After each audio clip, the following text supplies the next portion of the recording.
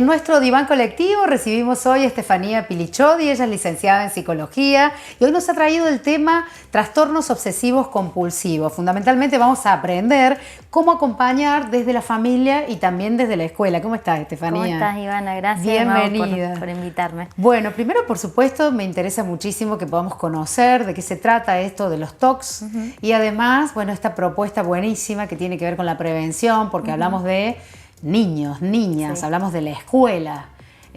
Así es que, bueno, muy interesante el tema de hoy. Bueno, primero, antes que nada, por ahí enmarcar y encuadrar qué es un TOC, que tiene que ver con un trastorno de ansiedad. De ahí viene, digamos, el trastorno obsesivo compulsivo. Y tiene esto, ¿no? De la obsesión y la compulsión, como que se divide en dos partes. La obsesión, ¿por qué? Porque hay una cuestión de un pensamiento recurrente, excesivo, repetitivo, irracional muchas veces, que no tiene mucho sentido, y hasta a veces temores o miedo excesivo. Esa sería la obsesión, que a la persona le lleva a la compulsión, que la compulsión es el comportamiento que tiene esa persona, que suele ser repetitivo y es como un comportamiento compulsivo, ¿no? Que lo hago una vez, lo hago dos y lo hago tres.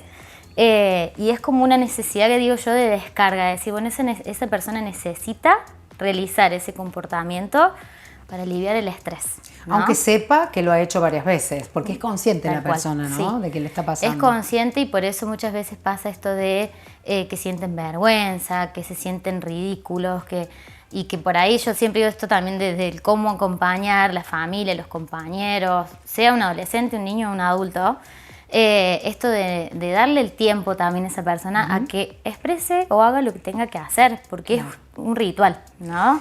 Por eso es buenísimo esto que mencionas, porque hay algo que hay que hacer primero y que es identificar. Y en el caso de las infancias, bueno, a eso lo deben identificar los padres, madres, tutores. Sí, por ahí esto de, como en todas las patologías y los trastornos, tener un diagnóstico precoz, un diagnóstico a tiempo, desde la mayor temprana edad que se pueda, digamos. Lo que pasa es que por ahí hay una situación que desencadena esto, ¿no? Digo, no es que un niño nace con un TOC ni demás, sino que es decir, bueno, hay una situación que desencadenó eso, que puede ser, por ejemplo, la muerte de un familiar, puede ser un accidente, algo que fue quizás traumático para ese niño y puede llegar a ser una de las causas de un TOC.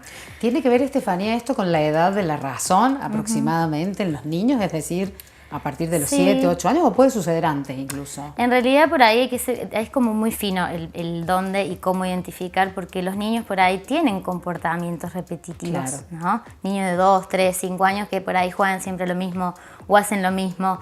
Por ahí eso hay que saber distinguir, que es parte normal, evolutiva. Claro, que tiene que ver con el orden. Claro, y el perfeccionismo, qué sé yo, y cuál tiene que ver con, digamos, con esto tan fino de observar y poder identificarlo. Y yo digo, pregunto porque me imagino las preguntas de quienes están en casa, ¿no? Escuchándote.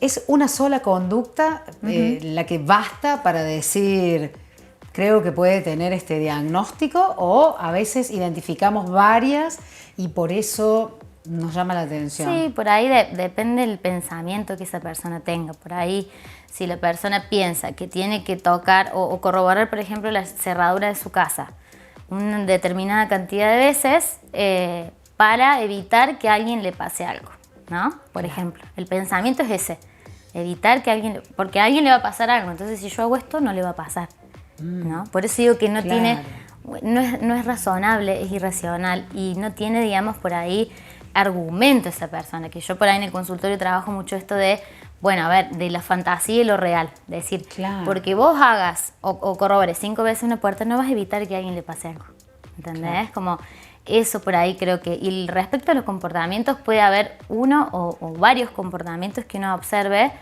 como obsesivos y que uno se da cuenta que la persona no puede estar, porque hay algo que lo inquieta, ¿no? Que es parte de la ansiedad. Claro, lo más llamativo aquí serían las repeticiones de alguna cosa, ¿no? Sí, las repeticiones de algún comportamiento. Este miedo, por ejemplo, en el dinero, que por ahí me parece que es algo que interfiere en la vida cotidiana de una persona, de que alguien tenga miedo a manejar el dinero o agarrarlo nomás, ¿no? Que no pueda pagar algo, que no pueda recibir el dinero. Eso no es un comportamiento por ahí repetitivo que lo hace varias veces, pero sí hay un comportamiento que es compulsivo en base a esa ansiedad. Claro. y ese pensamiento, y siempre digo yo, esa persona lo tiene que hacer para descargarse, pero hay un desafío detrás de eso también. Claro, uno no logra porque la persona tiene, ¿no? Claro, y además yo digo, a ver, el malestar, el grado de malestar que tiene la persona que desarrolla un TOC es muy grande. Por eso te digo que sí tienen conciencia de lo que están haciendo. Claro. Y de la mirada del otro, y la vergüenza, y me siento ridiculizado en la escuela, en el trabajo. Y digo, también esto de el daño que genera en la calidad de vida. Porque claro, si no puedo manejarme con el dinero... Son pensamientos, como vos bien mencionaste, recurrentes, es decir, que están ahí siempre y hasta dando veces vueltas, catastróficos, ¿no? Esto de le va a pasar a alguien algo o alguien se va a morir si yo no hago esto, ¿no? Entonces claro, se genera una gran responsabilidad. Total. Y este temor y ese miedo que digo, bueno, por ahí en el trabajo, en el consultorio, por ahí trabajar esto, los pensamientos, lo real, la fantasía. Y en la familia yo digo esto de acompañar, de hablar sobre lo que está pasando, porque a veces pasa que nadie habla, o en la familia solo saben los papás y los hermanos, y hasta ahí, y el abuelo, el tío no saben, y lo ven que hace un comportamiento y no entienden. Prestar atención también, ¿no? A este llamado de atención que pueden poner por ahí los docentes sobre este niño o niña, porque a veces ellos que están en un ámbito, bueno, de la parte académica, digamos, donde tiene que ver con cumplir órdenes y demás. No, bueno, y en este caso, académicamente quizás a veces interfiere porque, por ejemplo, hay niños que tienen que borrar la tarea porque lo escribieron mal, y si está la letra mal o está desprolijo, no sé, la mamá piensa que le va a pasar algo a la mamá, por ejemplo, ¿no? Claro. Algo totalmente irracional, que es difícil también trabajar con ese pensamiento. Entonces, por ahí es cambiarle esa mirada, justamente, ¿no? Tal cual. Eso que ellos piensan que es... Sí, yo creo que es importante, primero la comunicación asertiva y positiva en la familia, en la escuela, en el contexto que sea, que haya un contexto también saludable en esa familia y en lo laboral, porque a veces le pasa a un adulto, ¿no? Bueno, eso iba a decirte, vayamos un poquito más allá, vayamos a los adultos, que la verdad es que en nuestras infancias, digo de mi generación o incluso más atrás, no se hablaba mucho ni de este ni de tantos otros temas, ¿no? Lo hemos dicho aquí en el programa, no se hablaba de ansiedad. Claro. Fundamentalmente, esa palabra es como que ha aparecido ahora como un concepto y bueno, entonces cuesta mucho más a las personas mayores. Sí, y por ahí esto de la ansiedad, digo, todos tenemos ansiedad, ¿no? Es como el miedo, la tristeza, todos tenemos ansiedad. El tema es cómo manejarla en ciertas situaciones, y hay personas que no lo pueden manejar y que necesitan realizar algún tipo de comportamiento para aliviar eso, ¿no? Entonces, qué importante es que lo que estamos alrededor, poder ayudar a esa persona a identificarlo y, por ejemplo, acudir a una terapia o esto de empezar a ver más fino, ¿no? Decir, bueno, ¿cuál es el miedo que esa persona tiene? ¿Cuál es el pensamiento que está? Yo siempre digo a mis pacientes que pueden escribir en qué piensan, ¿no? ¿Cuál es ese pensamiento? Que lo pueden escribir o expresar de la forma que sea, para que también el resto ayudemos a ver si realmente podemos cooperar con eso, ¿no?